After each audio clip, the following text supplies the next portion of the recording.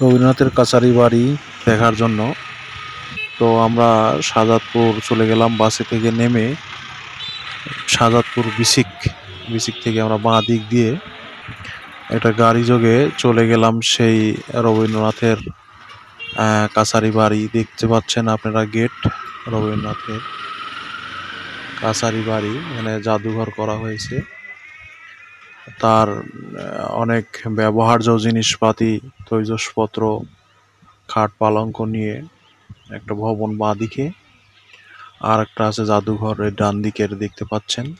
তো আমরা আসলে এখানে চারিদিকে ভিডিও করা, ছবি তোলা নিষেধ এত পরিমাণে।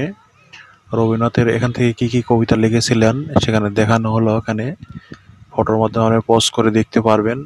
তো এটা জাদুঘর, তার বিভিন্ন জিনিসপাতি, তার ব্যবহার্য বিভিন্ন তৈজসপত্র, কোথায় থাকতেন, বাতি, থালা বাসন, খাট পালঙ্ক নিয়ে তার অনেক ছবি,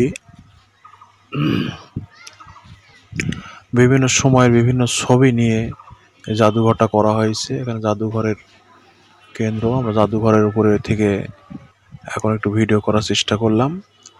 এখানে চারিদিকে এতবার সাবধান করা হয়েছে যে ফটো তোলা, ছবি তোলা নিষেধ।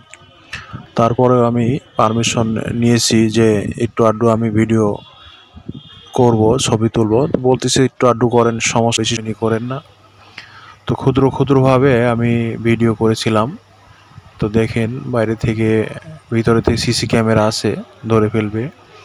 বাইরে থেকে দেখাই, দেখেন, দেখতে পাবেন এখানে বিভিন্ন হারমোনিয়াম, খাট, পরে কিছু আরও সংযোজন করা হয়েছে, আধুনিকীকরণ করা হয়েছে। এখানে দেখেন উপরতলায় অনেকগুলো দরজা দেখতে পাবেন, ঘন ঘন দরজা। কিন্তু এখানে দেখা যায় জানলার পরিবর্তে কিন্তু এখানে দরজা দেওয়া হয়েছে। একজনকে জিজ্ঞাসা করলাম যে এত দরজা কেন? সে বলতেছে আসলে বাতাসের জন্যই এই দরজা রাখা হয়েছে। এই জমিদারিটি রানী ভবানীর জমিদারির অংশ ছিল।